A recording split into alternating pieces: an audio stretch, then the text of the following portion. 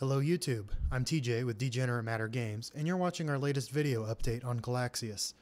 Today I want to demo a few aspects of the game and give you a sense for how space travel works. First off, if you're not familiar with the Galaxious concept, let me give you a brief overview. It's a 2D science fiction MMO with gameplay based on action, adventure, and exploration, set in a distant future in a galaxy that has been completely cut off from Earth. Early explorers reached this galaxy using a wormhole that has since evaporated. There are now several major empires and many minor states that have developed. I'll introduce you to one of these empires later on. But basically at this time, the galaxy has entered a new era of peace in the aftermath of the antimatter wars, and so it's an ideal time to explore, discover forgotten worlds and technology, and expand your empire. Now, on to business. I'm in the game now, sitting in my trusty SF-108 starfighter next to Canaan Empori, which is the capital planet of the Menkar Consortium. The Consortium is an empire originally created as a set of trade agreements and mutual protection contracts. Now it's a major empire. They are the merchants of the galaxy. They have long-range starships with large cargo holds and are fairly neutral. Throughout history, they've mostly avoided taking sides in conflicts, and because of this, if you belong to the Consortium, you can safely travel just about anywhere. They're the starting faction for new players because of this. Now on the left side of the screen, you can see the ship's status panel. This is the basic interface for single-man starships, such as this fighter. Right now it's showing some basic navigation details: speed, heading, fuel supply. Let me zoom in here, and as I throttle my engine up and fly around a bit, you'll see that those change to reflect my current course.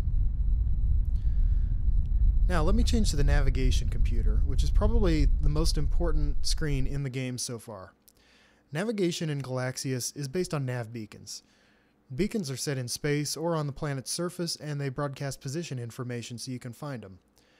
At the top is a radar display, kind of showing me some of the beacons that are in range of my ship. And down below this is a list showing me some of the beacons that I'm currently receiving. I can scroll through this list and see some details about it below. Name, signal strength, bearing, range, and there's also some arbitrary text that might tell me more about the area. For example, Canaan 2 is a rocky planet used for mining. Now I can also lock onto a beacon, and I'll get a nice red flashing indicator on the screen to show me where it is. And if I zoom out, switch to Canaan 2, lock on that, you'll now see that this planet up here is the flashing one. If I switch back to the ship's status screen, the navlock panel is also filled out with that beacon's information, which is quite handy when you're trying to fly somewhere. By now I'm sure you're bored of hearing me talk as we sit motionless in space, so why don't we try to fly somewhere? Let me look through our nav beacons, and let's take a look at Canaan 4. It says it's a gas giant, and I happen to know that there's several moons there as well. So let's fly there and see what it looks like. I'm going to lock onto the beacon, switch to ship status, align my heading with the bearing. The bearing is 45 degrees. I'm currently at 41, so I'm pretty close. I'll throttle my engine up, and now we're off. Now look at that range. It's not going down very quickly.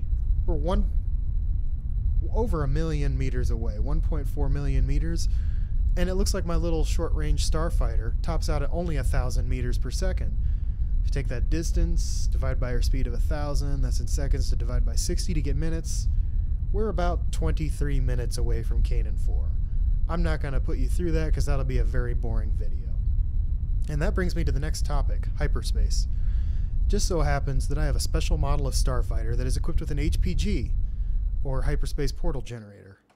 I'll make a portal, we'll pass through it, and enter hyperspace here in just a moment. Now hyperspace is a parallel dimension where space is contracted. We're still internally playing with some numbers to get a feel for things, but right now it's 100 to 1. And what that means is if you travel 1 meter in hyperspace, you've actually gone 100 meters in normal space. So that should really shrink that distance to Canaan 4. So let's go back to our navigation computer. It looks like the governor of the Canaan system was nice enough to build some nav beacons in hyperspace. So let's lock onto Canaan 4. Notice it's now only just under 14,000 meters away. That's much better than the 1.4 million we had before. That should really shrink that distance to Canaan 4. I mentioned I had a special starfighter with an HPG. Not all ships are equipped with one. If you don't have an HPG, that just means you can't create the wormhole. But you can still travel through hyperspace if another ship makes a portal for you. Many important areas will also have HPG space stations that can open a portal, which will save you fuel because we plan to make the HPG on your starship consume a considerable amount of fuel. Okay, so we've reached Canaan 4. We're about 700 meters away from the beacon. Let me get just a little closer. Going to open a new portal and jump back to normal space and see how things look. So here we are. Let me zoom out so we can kind of see things. And I didn't quite make it to Canaan 4. I fell a little bit short.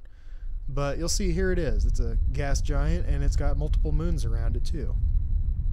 If I switch back to navigation beacons, it looks like these moons actually have their own beacons. They must be pretty weak on the signal because I was not able to see it from Mempori. Well, that's all I wanted to show you for today. I just wanted to give you a brief update on some of the gameplay. If you want more information on Galaxious, check out our website at www.galaxious.net. Register on the forums to reserve your in-game username, and check back often for more news and updates.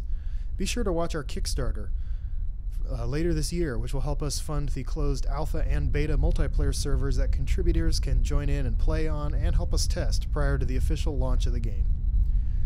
I hope you enjoyed the video. Please subscribe, comment, and share. See you next time.